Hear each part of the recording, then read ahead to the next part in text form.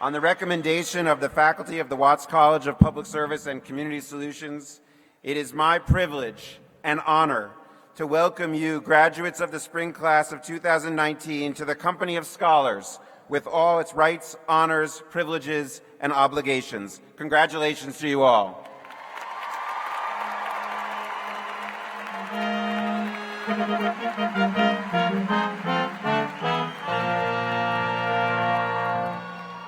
Please be seated. Okay, so the main event's about to come. You're all going to walk across the stage. It's a symbolic transition to the next phase of your life and career. More importantly, it's an opportunity for your family to scream louder than the awesome graduates of the School of Social Work.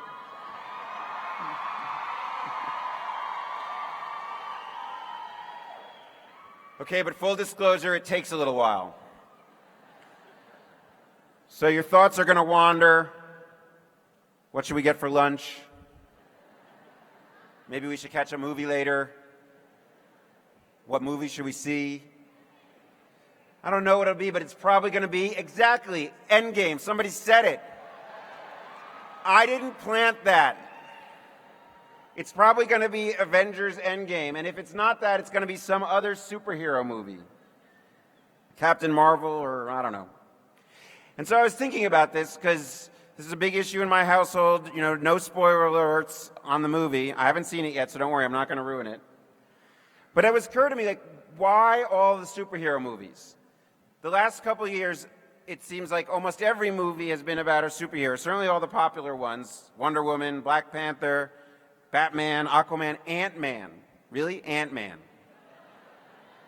A man who can be an ant.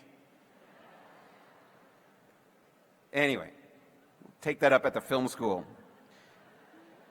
But I was thinking about these superhero movies. Is there something about this moment in time, this world that we're living in, that's increasing our interest in these superhero movies?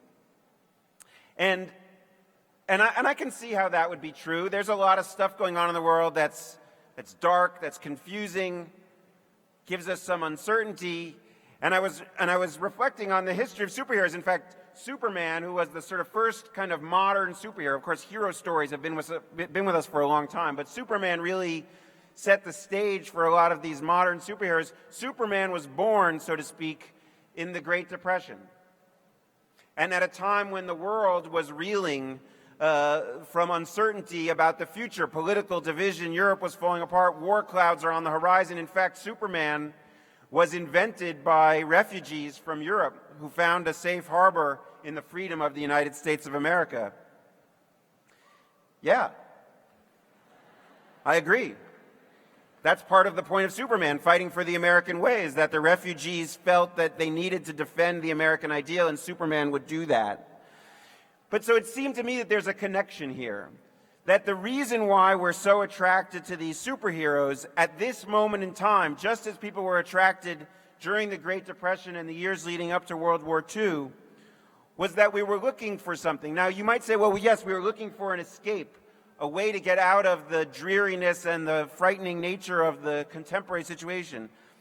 But there's lots of ways to find escape. You could be watching some dopey romantic comedy. There's other things you could do. What's with the superheroes? And here's my answer. It's more than escape. Superheroes and the stories of superheroes provide us some form of reassurance. They come to us as an antidote at a time of doubt. And it has something to do with the nature of the characters in these movies, these superheroes. What is it about these Avengers that we like? So I was really thinking about this, and maybe you're thinking, oh, this guy's got too much time on his hands, he's overthinking it. Man, perhaps. There's a reason. It's not just these fancy robes that make us nerds up here, right? We tend to think about stuff. So what is it? These characters, they always know that they will be victorious. No matter how dark things get, or no matter how omnipotent the bad guys seem, the superheroes seem always self-assured that justice will prevail in the end, that good will triumph over evil. They always know this, and they can always engage in witty banter, even at the darkest time, because they have a belief that the cosmic order of the universe has truth and justice triumphing over evil and selfishness at the end of the day. And we find appeal in that because we need that reassurance. We need to see people who are committed to doing the right thing no matter what. We need to see people who believe that at the end of the day, virtue will be rewarded, that the weak shall triumph over the evil if they are, no matter how powerful they are. And so I get it. I get why these characters are appealing. But here's the thing. I would argue that finding such people, finding those who are committed to protecting those who need our protection, finding those who are committed to building a better world, finding those who believe in justice, does not require a trip to the movie, does not require buying popcorn at exorbitant prices. You can find those people right here today in the Watts College of Public Service and Community Solutions.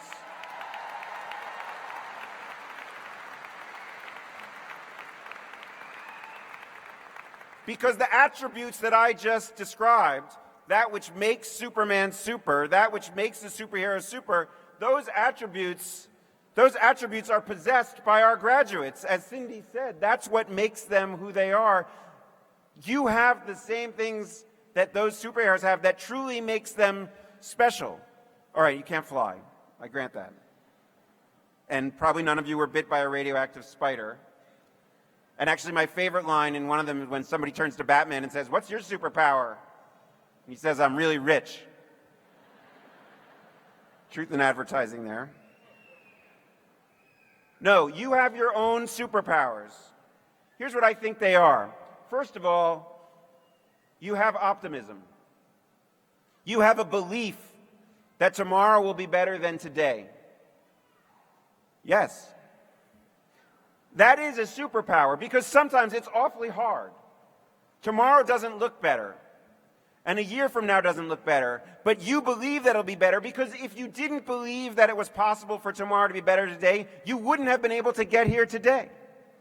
It's been hard. I saw many of you were working your service, you were taking care of children, you were taking care of parents. It's not easy. The only way to do that is if you firmly believe that tomorrow will be better than today, and you obviously have that. Second, you have resolve. You decided you were going to get this degree, and whatever obstacles you ran into along the way, you worked through them, you overcame them, you made it happen. That is a superpower.